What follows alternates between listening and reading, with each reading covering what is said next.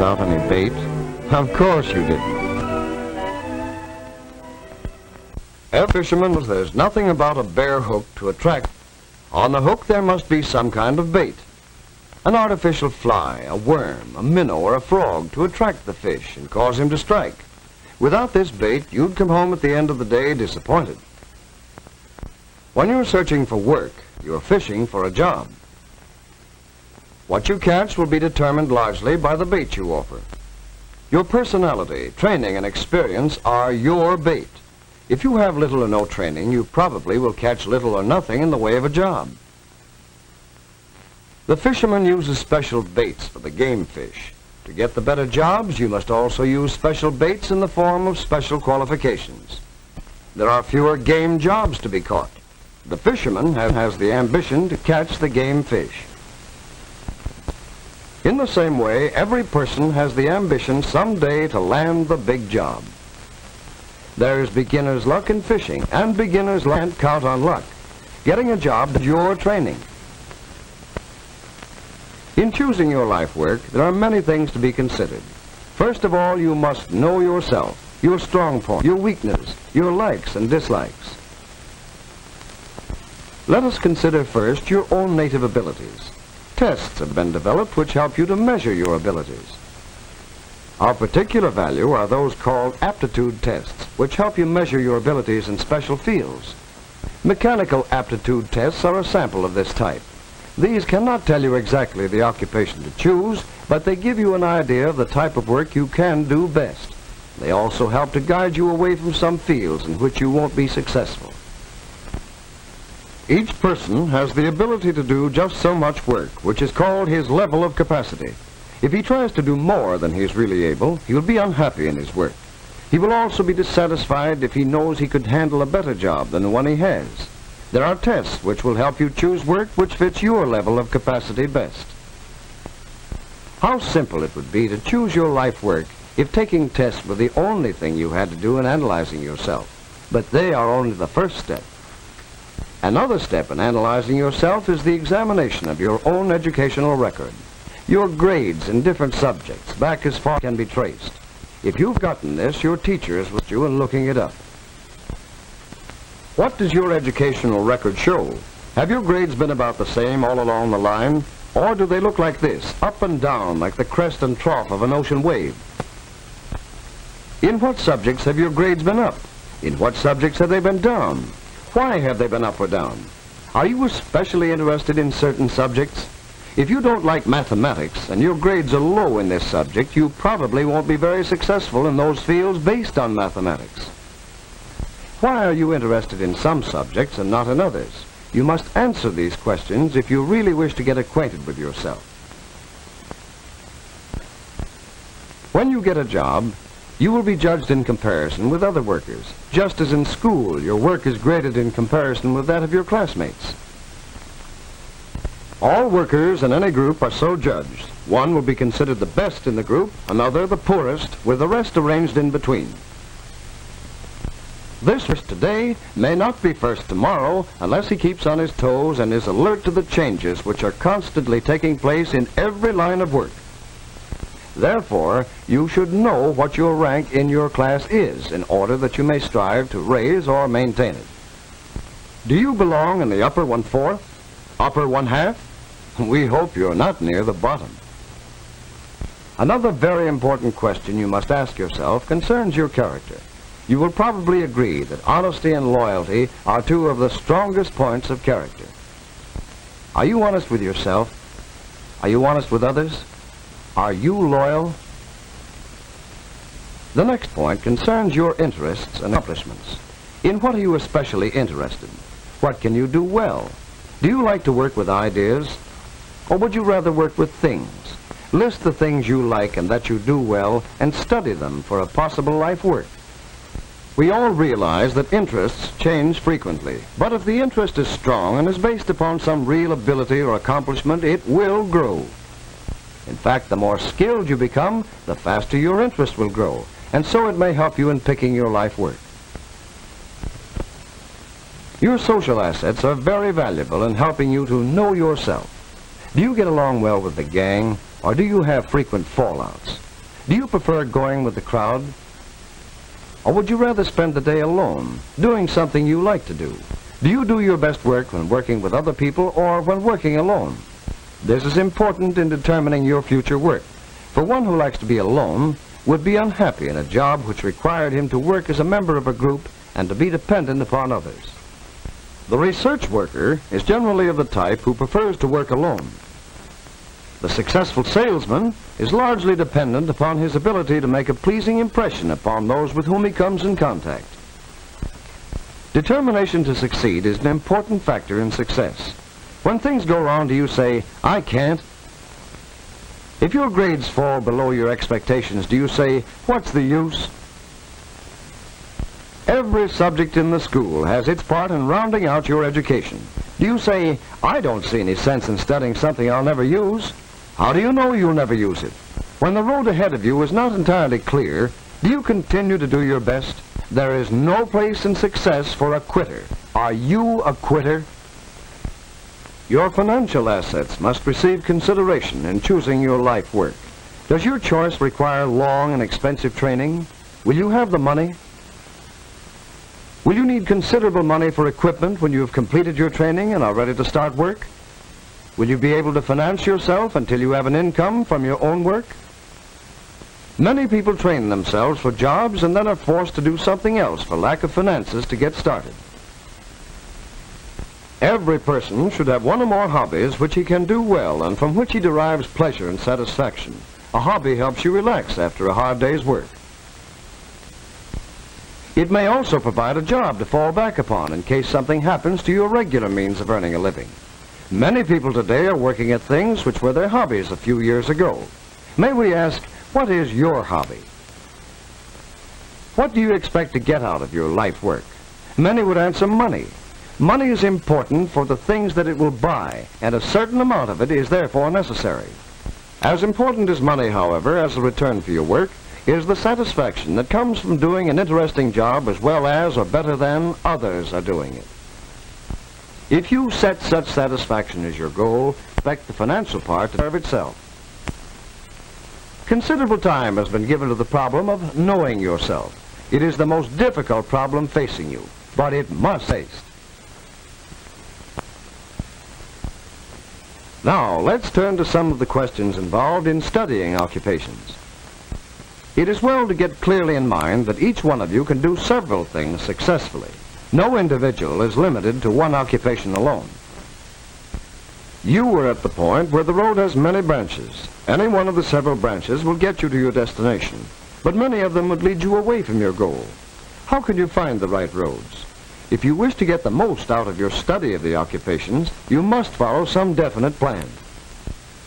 First, you should get a broad view of as many occupations as possible. One way you can do this is by reading.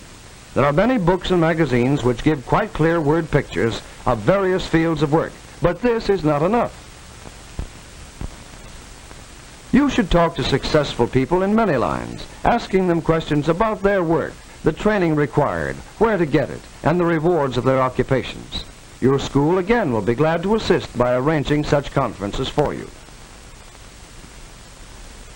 There are many movies dealing with occupations, and from time to time you're going to see some of these. They will acquaint you with many types of work in various parts of the country. In making your investigation, do not limit yourself to your own locality, but make your survey as broad as possible. When you have completed a broad survey, choose those occupations that interest you for further study. Investigate the unpleasant side of the work as well as the pleasant. For every type of work has its disagreeable side. No occupation has ever satisfied the worker all the time, but the pleasant things should greatly outweigh the unpleasant if you're seriously considering that particular occupation.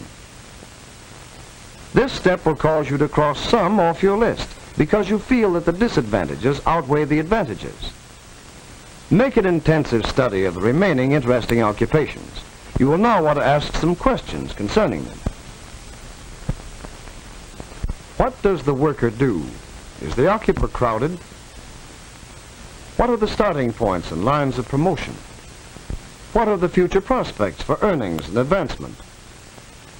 What general and special education is required? Where can it be secured? What will this education cost? What will it cost to get established in this occupation? What are the physical requirements? Is it apt to be detrimental to my health? Would I be happy in this work? Many more questions will occur to you as you study the occupations. And remember, you cannot know too much about the work into which you decide to go. While in school, you have all about you many opportunities to improve yourself. Are you making the most of them? The modern school consists of many departments, each contributing its part to make possible a broad educational background that will be valuable in your adult life. The English department offers courses which will help you to speak and write correctly. Courses in literature acquaint you with the world's literary masterpieces, so you can discover for yourself the pleasure to be found in reading them. The social science group provides a chance to study the past, so that you can better understand the conditions of today. Everyone should know more about his government in order that he may be a more useful citizen. Modern developments in transportation and communication have brought cities, states, and nations of the world so close together that we are all subject to the same influences. And no matter what we do for a living, we have many new problems in human relationships which must be solved. A study of the social sciences helps us understand these problems. Mathematics gives you training in arithmetic and shows you how to use it in problems which come up constantly in your everyday life. You must have higher mathematics to succeed in some occupations. In the study of mathematics, you develop your ability for systematic, logical, and accurate reasoning. The sciences, natural and physical, have an influence on the production of everything you eat, wear, or use. For this reason, the sciences play a very direct part in your life, and you should learn to understand and appreciate them. Physical training aims at a healthy body through exercise and planned recreation. If you lose your health, it is difficult and expensive to regain it. The progress of the human race can be traced through its development in music and art.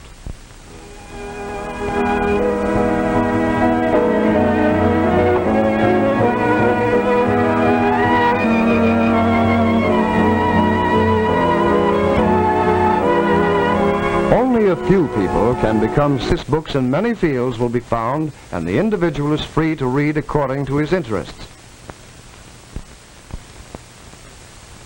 And offers courses in accounting, shorthand, and typing that develop skills through which you may get a job in the commercial world. But even if you never do career work, you should understand fundamental business principles and be able to apply them in your everyday life. The homemaking department, through its courses in cooking, child care, and home management, trains girls to be good housewives. Courses in sewing are also valuable, whether a girl expects to keep house or enter the business world. The development of good buying judgment is of highest importance, for according to economists, women do at least 75% of the nation's buying. The Industrial Arts Department will help you in 4 main ways.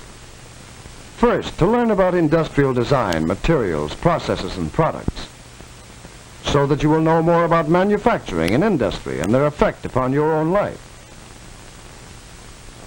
Second, to learn how to buy and use industrial products more intelligently. Third, to help you learn the fundamental tool processes. If you never use this skill in an actual job, it will always come in handy and may be fun for you as a hobby.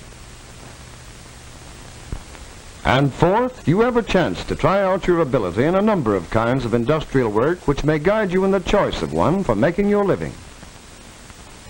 Schools have agriculture departments which cover the latest developments in farm crops, animal husbandry, farm management, and other important matters, which are of value to the owner or operator of a farm.